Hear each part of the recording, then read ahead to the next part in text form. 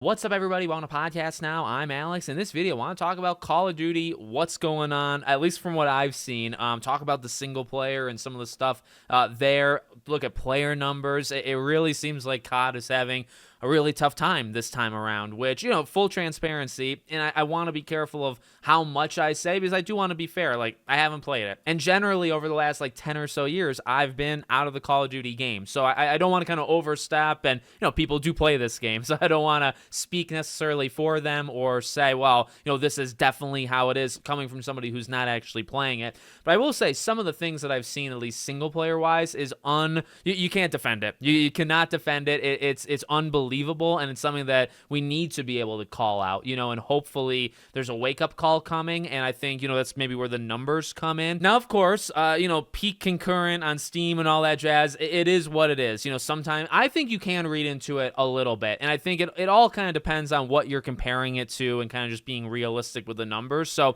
coming from Okami13, of course, on Twitter, Call of Duty peaked at 86,000 concurrent players on Steam for the release day of Black Ops 7. I think it's about 84 at the time I'm recording. So 87 does seem like it was the peak for Friday, right? Maybe it goes up Saturday, Sunday, but 86 is the peak for Friday. 1 year ago, it was upwards of 300,000 for Black Ops 6. And of course, for reference, Arc Raiders reached over 400K today, and Battlefield 6 hit 271K. I don't actually even know if COD, I remember seeing it in the top 10 when you could look at the list of all the games. I don't know if it got even the top 5, of people playing it today. Okay, so let's stop there though. Let's look at those numbers. 86K. Now look, for I think an average game, you look at 86K and you're throwing parties. You're very excited about that. But you're Call of Duty, okay? You're Call of Duty. And yes, you have Game Pass. In Game Pass, as we know, there's been a lot of reports in the last year to indicate, I think we know, it costs Call of Duty a lot of sales, a heavy chunk of its sales moved over to Game Pass. Now, not the majority, but an okay amount. You might have lost 1, 2, 3 million units, and that's quite a few, by the way, because you do that number times 60, 70 bucks, and you have a new number. And, that's the amount of copies, and that's the amount of purchases that Game Pass takes away. Okay, so And I think the most important part would be to look at last year, which I think was important. That's why I kind of wanted to read his tweet in particular. Because, you look at 86K in a vacuum, or you compare it to Battlefield. Now, of course, Battlefield versus COD, that's fun. You probably want to do that because it is fun. Battlefield is not on Game Pass, right? Battlefield doesn't have that, I guess, advantage, or I guess in terms of the numbers, it would literally be a disadvantage. It would pull your numbers away.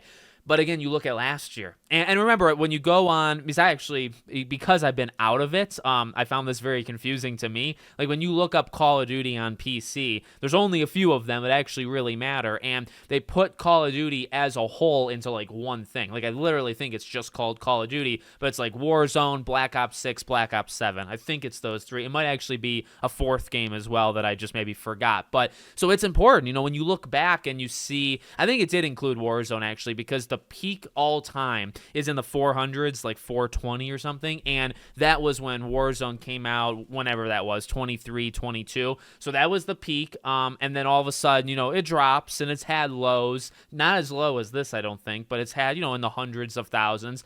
And then when Black Ops 6 came out, it reached 300,000 plus. So that to me is important, right? It's not, because you can talk about Game Pass and you can talk about cannibalizing sales, and you can compare it to Arc Raiders, and you can compare it to Battlefield, and all of those have various degrees of you can read into it, not read into it, whatever. To me, the most important thing that I think I'd look at with the numbers is you went from 300,000 to 86. You dropped, it was a third of your overall last year. So that's enormous, losing 66%. Now, maybe tomorrow it gets to 100. Maybe it goes even to 150. But I don't know. I mean, is it possible? Yes. Oftentimes Saturdays, kind of midday, will be the peak. So 86 might not be the peak, but to be honest, there's a range there. It could hit, say, 120, 140 tomorrow. It could also hit 89, 90. The jump, it might literally not reach the concurrent now. It might reach it tomorrow. But the concurrent might be 90. It might not be 86. It might be 90. It might be 110. But, say it hits 150, even 150K. That's half. So you lost half your group. And I understand, the Game Pass stuff, but you're just comparing, okay, what it was a year ago to what it is now, half. That's very, very bad. And it's like, okay, well, is all of this stuff in a vacuum? Well, no, there's actions. There's things that Call of Duty has done to maybe warrant this. So, okay, again, this is where I don't want to overstep too much. I kind of just want to talk about what I've seen. So saw one clip, was pretty funny. It was showing a cutscene on a beach, very like Pirates of the Caribbean 3 oriented. But, there was a moment in that clip where people were joining a match, and it wasn't even really a match. A person was playing the single player, and people were joining and then talking over the game. So kind of broken there, probably something that shouldn't happen, but it was happening. Of course, the big thing with it is there's no pausing. And that, I don't know if that makes me sound like an 80-year-old man. I'm only 29. That is insulting. To me, not even playing it, but I do think you can comment on this part without actually playing it. A single-player game where I believe there's no AI, and if you play with no AI, it's actually going to be harder for you, right? So you can play it with others. If you don't play with others, the game doesn't give you AI to play with you, making the game factually harder, okay? The game seems otherworldly. I saw a lot of clips of, like, collecting guns and these, like, animations where you see the gun transforming, like, in your hands like you're a wizard. And it reminds me of Borderlands. And it's like, to me, that's not Call of Duty. Now, okay, take that from a person that hasn't been around for a long time with COD. But see, like, I remember COD being something different. So hopefully, maybe that has a little bit of weight. I think, and it's not just me. I think you're seeing a lot of people. You're seeing people that Call of Duty is their profile. Like, all they play is Call of Duty games. All they report on is Call of Duty games. It seems very difficult to defend at least the single-player part. I am seeing people talk more positively about the multiplayer, about the zombies, but the single-player looks to be a joke. It's recycled assets, it's recycled maps, it's recycled everything, which adds on to the recycling kind of controversy that's plagued it for the last couple of years. The no pauses, it's a single-player campaign, or even if you take the single-player part out, because maybe you can play with others, it's a campaign. Campaigns should be able to be paused, and it will, and I mean, oh my God, I actually saw a picture, and this is just a thing, it's been reported on, it's a true thing. If you're idle for too long, the game will kick you. Now, of course, we play multiplayer games, don't we? At least a few every so often. If you're idle, the game will kick you, right? Sometimes maybe even get a match penalty for it. But what never happens when you're playing, I don't know, when I was playing Dispatch 2 days ago, or when I'm playing Crash Bash from 2000, or when I'm playing SpongeBob Battle for Bikini Bottom, you know what the game doesn't do in a single-player mode when you're playing it just by... And the thing is, if you're playing it by yourself, you are literally playing it by yourself. There's no AI. There's no one there. It's an empty lobby, and you're playing a single-player thing. And if you put your controller down, if you have to go to the bathroom, which I saw some funny South Park things on, if you have to go to the bathroom, if you have to cook dinner, sometimes I've done that. I'm playing a single-player game, I go cook, and I leave the game on for half an hour. It is what it is. You know what the game doesn't do to me? It doesn't kick me. And now, not only does it kick you in Call of Duty, but so I hear, it also will make you restart the entire mission. There's no, like, checkpointing, system type thing. If you're idle and the game kicks you after however long, and say you're 60% of the way through the level, well, good on you. You now go back to the very, very beginning of that level. Ridiculous. That's not even a campaign. It's not. And I hear it's under 5 hours, or that's what people are, reporting on. I see this, from the outside, and I will say it's a joke. Those things, I don't believe you can defend. I feel like these things, I'm never this, forceful, because I don't want to be, and I just don't also think most of the times it's right. I don't want to say you need to do anything, okay? You or I. I don't know if we need to call it out, but I think calling it out definitely helps in a situation like this. There does need, so I guess going against everything I just said, there does need to be a wake-up call. Wake-up calls do need to happen sometimes, and Battlefield and Arc Raiders could be the wake-up call that this game needs. I saw some posts, and of course you go back to, I think, around August. Remember when there was, I think I made a video on it, there was that talk of, there was a rumor that like Call of Duty executives or Activision executives were basically talking about it being too big to fail, right? Like they're not afraid of Battlefield because COD is too big to fail. And I like to see people like that eat their words. And I will be a little bit more aggressive to that one. Look, there are people that I think put in a lot of time and work really hard on these things. And COD's an empire. There are so many studios that work on COD. But one thing I'll even push back on there, can we maybe just stop? Can we maybe stop with the annual stuff? Can we maybe stop with just making it? Because at this point, it's really quickly becoming not even Call of Duty. You're releasing annual things, but it's really not COD, at least in some instances. We know, okay, going back, I mean, it goes into like my Crash Bandicoot love and Spyro love and stuff, but like there's been studios that have done things non-Call of Duty related that Activision has sucked them into that department. You know, we know like Beanox. Beanox is a great example, right? Toys for Bob even, I think at some point maybe worked a little bit with COD. Like these are studios that have made Crash and Spyro and have been a big part of bringing that back to life, or Tony Hawk or whatever, right? These kind of studios that should not be freaking support studios for Call of Duty. But I think it was around COVID time, around 2020, there was a lot of talk that Activision was pulling in pretty much all hands on deck, and that meant thousands of people that were making all sorts of different stuff. Drop what you're doing, help us make COD.